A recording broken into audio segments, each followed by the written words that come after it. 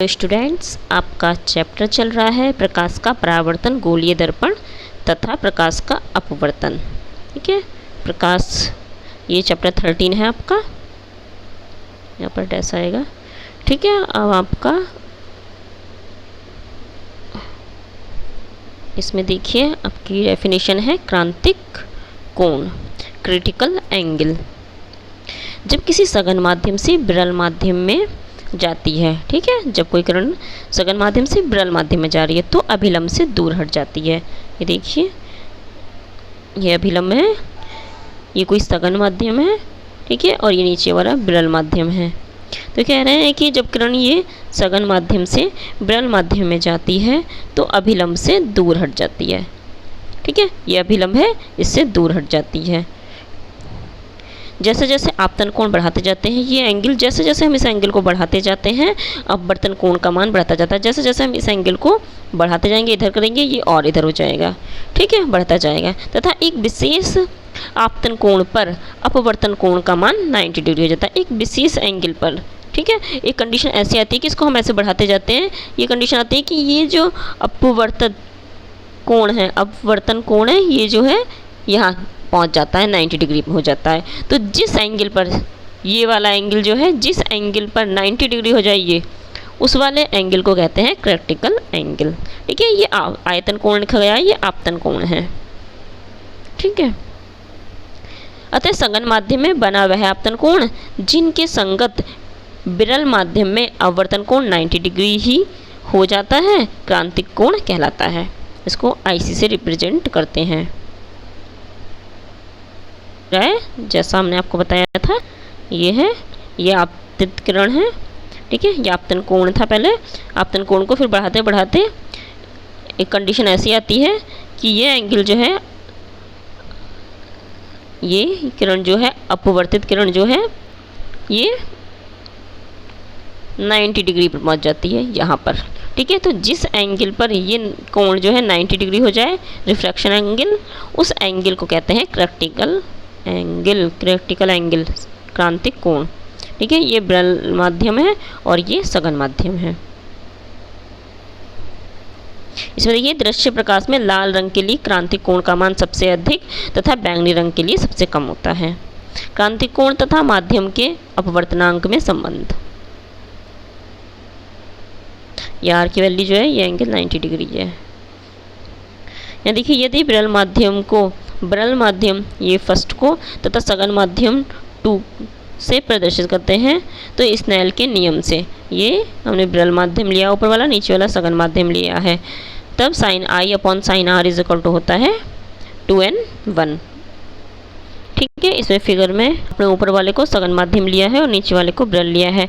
पर ये कह रहे हैं यदि विरल माध्यम को फर्स्ट, मतलब कि उल्टा ले लें, इसको फर्स्ट ले लें नीचे वाले को, और ऊपर वाले को 2 ले लें, 2 से प्रदर्शित करें, तब स्नेल के नियम से फॉर्मूला आएगा sin I upon sin R is equal to 2n1। वैसे क्या लिखते हैं, जब ये ऊपर वाला सघन माध्यम ही रहने दें और नीचे वाला विरल माध्यम ही रहने दें, तब लिखते हैं 1n2। ठीक है, अब उल्टा कह रहे हैं यदि ऐसा किया जाए तब, जब आपतन कोण I का मान क्रांतिक कोण के बराबर हो जाता है तब विरल माध्यम में अपवर्तन कोण 90 डिग्री हो जाता है। ठीक है, ये कह रहे हैं आपतन कोण का मान क्रांतिक कोण के बराबर है। जो आपतन कोण है इसका मान क्रांतिक कोण के बराबर है। क्रांतिक कोण का मतलब यहाँ पर जो ये कोण है अपवर्तित कोण है, अपवर्तन कोण, ये क्या है, मतलब कि 90 डिग्री हो गया। वही बात यहाँ लिखी हुई है, अर्थात I बराबर C है तो R बराबर 90 डिग्री, तो यहाँ 90 डिग्री R की जगह पुट कर देंगे, तो यहाँ पर sin C अपॉन sin 90 की वैल्यू 1 होती है, तो यहाँ से 2n1 इज इक्वल टू आ गया इतना। ठीक है, इस नीचे वाली वैल्यू 1 हो गई है, तो इसको उल्टा लिख लिया। अगर इसको हम 1n2 लिखें तो sin 90 अपॉन sin C हो जाएगा, इसकी वैल्यू तो 1 ही हो जाएगी, 1 अपॉन sin C आ जाएगा। ये देखिए आगे, ये देखिए 1n2 is equal to 1 upon sin C, अतः n is equal to 1 upon sin C आ गया है। इसको हमने n लिख दिया है पूरे को। ठीक है, आगे देखिए पूर्ण आंतरिक परावर्तन। जब कोई प्रकाश किरण सघन माध्यम से विरल माध्यम में जाती है और आपतन कोण का मान क्रांतिक कोण से अधिक होता है तो विरल माध्यम से प्रकाश किरण का अपवर्तन नहीं होता। ठीक है, ये कह रहे हैं जब प्रकाशीकरण क्या है सघन माध्यम से विरल माध्यम में जा रही है और आपतन कोण का मान क्रांतिक कोण से अधिक है। आपतन कोण का मान क्या है, क्रांतिक कोण से अधिक है, तो प्रकाश का क्या है, अपवर्तन नहीं होता। क्यों अपवर्तन, क्यों, वो तो परावर्तन हो जाएगा। क्यों, जैसे कि ये है आपका, ये अभिलंब है, यहाँ से एंगल, क्रांतिक एंगल क्या होता है, क्रांतिक कोण कि जिस पे अपवर्तन कोण जो है ये 90 डिग्री हो जाता है। ठीक है, ये कह रहे हैं इसको और बढ़ा दिया जाए, क्रांतिक कोण से और बढ़ा देंगे तो ये तो इससे इधर निकल जाएगा, तो ये क्या होता है, परावर्तित हो जाएगा, इसलिए इसका अपवर्तन नहीं होता। देखो यहाँ आगे लिखा भी है, बल्कि संपूर्ण प्रकाश परावर्तित होकर सघन माध्यम में ही वापस लौट जाता है। यह घटना पूर्ण आंतरिक परावर्तन कहलाती है। ठीक है, ये देखिए ये शो किया गया है फिगर में, वही सब चीज़ें। ये क्या है, ये आपतन कोण है। ठीक है, ये क्या है, क्रांतिक कोण से अगर आधा कर ज़्यादा कर दिया जाए तो ये क्या होगा, परावर्तित हो जाएगा। तो यही चीज़ जो अभी समझाई है, यही चीज़ इसमें ये लिखी हुई है, चाहे तो आप स्क्रीनशॉट ले सकते हैं इसका। देखिए पूर्ण आंतरिक परावर्तन के लिए शर्तें, पूर्ण आंतरिक परावर्तन के लिए देखिए क्या क्या शर्तें हैं, प्रकाश का गमन सघन माध्यम से विरल माध्यम में होना चाहिए। ठीक है, सघन माध्यम से विरल माध्यम में होना चाहिए। सघन माध्यम में आपतन कोण का मान क्रांतिक कोण से अधिक होना चाहिए।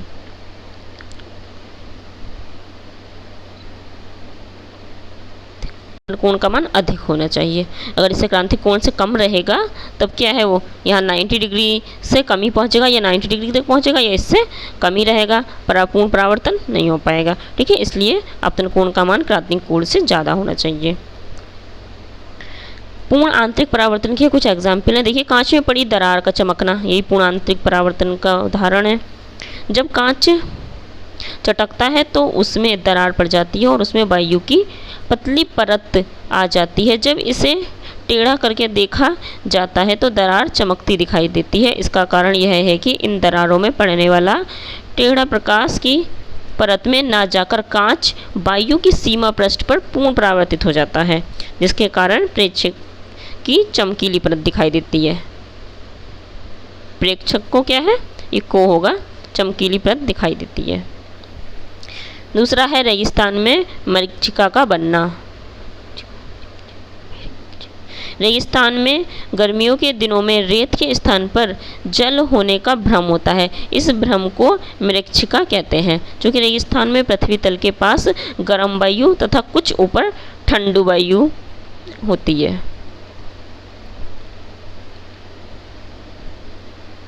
फोकस, यह डेफिनेशन पहले ही पढ़नी थी आपको, बट ये वहाँ छूट गई थी। यहाँ देखिए, दर्पण की मुख्य अक्ष, दर्पण की मुख्य अक्ष के समांतर आने वाली प्रकाश की किरणें दर्पण से परावर्तन के पश्चात मुख्य अक्ष के जिस बिंदु पर या तो वास्तव में मिलती हैं या मिलती हुई प्रतीत होती हैं, उस बिंदु को दर्पण का मुख्य फोकस कहते हैं। अभी फिगर में दिखाएंगे। ठीक है, ये जो अभी बताएंगे ये सब वही लिखा हुआ है, चाहे तो इसका स्क्रीनशॉट ले सकते हैं। इसमें देखिए ये कह रहे हैं प्रकाश की किरणें क्या है, मुख्य अक्ष के समांतर आने वाली प्रकाश की किरणें, ये आपकी मुख्य अक्ष है। ठीक है, तो इसके समांतर आने वाली प्रकाश की किरणें दर्पण से परावर्तित होकर, ये देखिए यहाँ से परावर्तित होकर, ये परावर्तित हो रही है, परावर्तित होकर जिस बिंदु पर क्या है, वास्तव में मिलती हैं या फिर मिलती हुई, ये देखिए, या फिर मिलती हुई प्रतीत होती हैं, उस बिंदु को मुख्य फोकस कहते हैं। ठीक है, ये अवतल दर्पण है, ये उत्तल दर्पण है। अवतल दर्पण में क्या है, वास्तव में मिलती हुई प्रतीत होती हैं। ठीक है, परावर्तन के पश्चात उस बिंदु को मुख्य फोकस कहते हैं। और उत्तल लेंस में क्या है, मिलती हुई प्रतीत होती हैं। मुख्य अक्ष के समांतर आने वाली प्रकाश की किरणें अपवर्तन के पश्चात जिस बिंदु पर वास्तव में नहीं मिलती, मतलब कि मिलती हुई प्रतीत होती है, उस बिंदु को मुख्य फोकस कहते हैं। ठीक है, यही सब इसमें यहाँ पर लिखा हुआ है, ये हमने अभी पढ़ा भी था कि मिलती हुई प्रतीत होती हैं। ठीक है, उस बिंदु को मुख्य फोकस कहते हैं। आगे आपकी डेफिनेशन है फोकस दूरी, यह है दर्पण के ध्रुव से मुख्य फोकस तक की दूरी को दर्पण की फोकस दूरी कहते हैं। ठीक है, चित्र बी में फोकस दूरी दर्शाई गई है। देखिए ये वाली जो ये है, ये यहाँ से यहाँ तक की जो दूरी है। ठीक है, पोल से लेके, ध्रुव से लेके मुख्य फोकस तक की दूरी को फोकस दूरी कहते हैं। इसमें भी देखिए यहाँ से यहाँ तक की दूरी को फोकस दूरी कहते हैं। बस यही है, गोलीय दर्पणों के लिए प्रकाश के परावर्तन के नियम उसी प्रकार लागू हैं जिस प्रकार समतल दर्पणों के लिए है। इन दर्पणों के किसी बिंदु को वक्ता केंद्र से मिलाने वाली रेखा उस बिंदु पर अभिलंब होती है। ठीक है।